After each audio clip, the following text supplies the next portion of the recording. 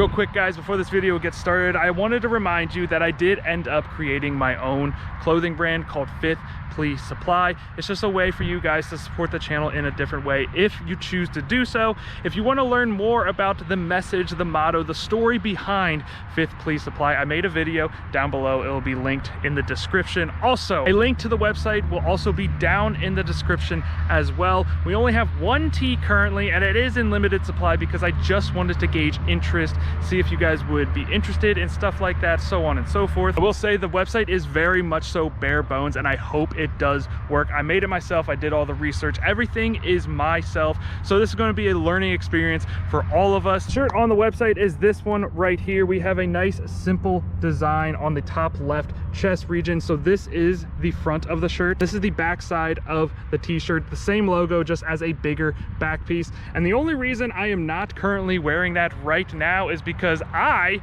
grew out of that. Boy, got a little bit too thick for this t-shirt. I do have to order something for myself in the future, but like I said, if you guys do want to support the channel in a different way, Fifth Please Supply, it will be linked down below. With that all being said, let's get on to the video.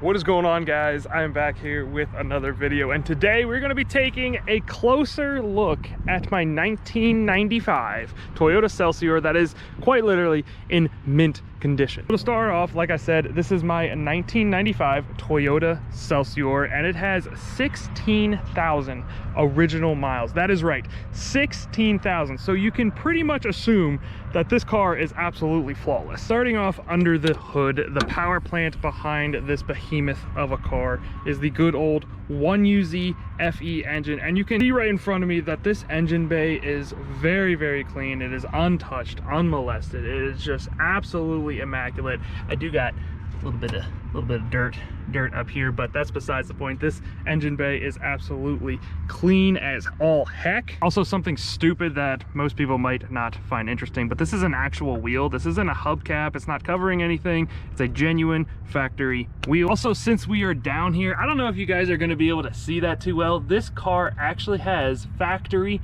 air ride suspension, and let me tell you something.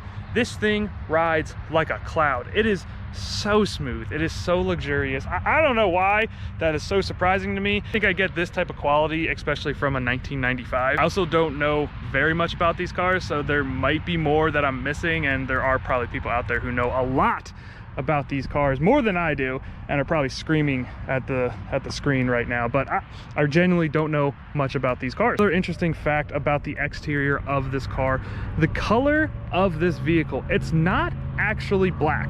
I know it looks black on camera. It looks extremely dark, and I don't know if there is a way that I could get, I don't know if you guys are going to be able to see the true color of this car, but it is actually a very, very dark green. You could see the color better in low light or like sunset, sunrise, that time of day, but during direct sunlight, it's gonna look black. Being that this car is stupid low mileage, nothing has been touched at all with this car. As you can see back here in the boot, the trunk, whatever you want to call it, everything's here, not rusted, no, not dinged, spare tires there. Another cool thing, this car actually comes with a toolkit that I never knew about. Everything is in the wrap, as well as the batteries. They are corroded, which I probably shouldn't have them in here, but the batteries are still in the wrap. No one's ever touched this. Just stores away in this cute little compartment right there. Moving on to the interior of this vehicle, I'm pretty sure this car was designed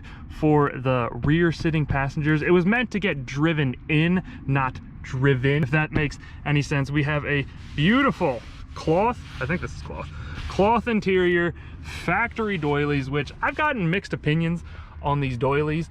I love them. I don't know about you guys, but I absolutely love them. Another weird thing about this car is this thing has a ton of cigarette lighters and ashtrays. I guess this would be an ashtray. You got one here, and then if you come over here to the other passenger, you flip this open, you got another one right there. I, however, am not a smoker, so I will not be utilizing them whatsoever. Moving to the front portion of this car, obviously we got right-hand drive because this is from Japan. You come down here, we got a bunch of switches, you got your trunk, you got your fuel, I don't know what you want to call it, fuel thing. This car has power mirrors. This thing is called ultrasonic something. It basically vibrates the mirror absurdly, so when you get like water droplets right there, it cleans it a little bit. Also has power folding mirrors, which I think is very, very cool. Jumping into the cockpit, it does have a touchscreen display.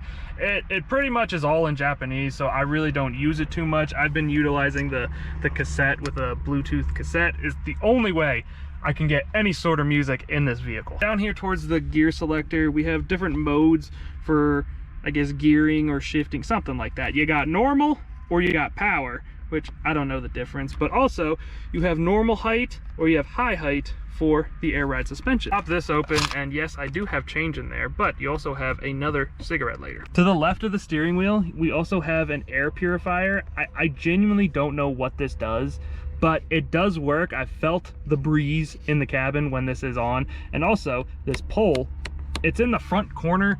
I'm not really gonna show you guys. It's just a pole that comes up, but I don't know what you would use that for. Something also cool about this car is when you put the key in, the steering wheel will move into driving position, as well as when you take it out, it'll go back up to give you more room to exit the vehicle. You open this little handy dandy thing. We do have a multi-disc player, which I don't really utilize.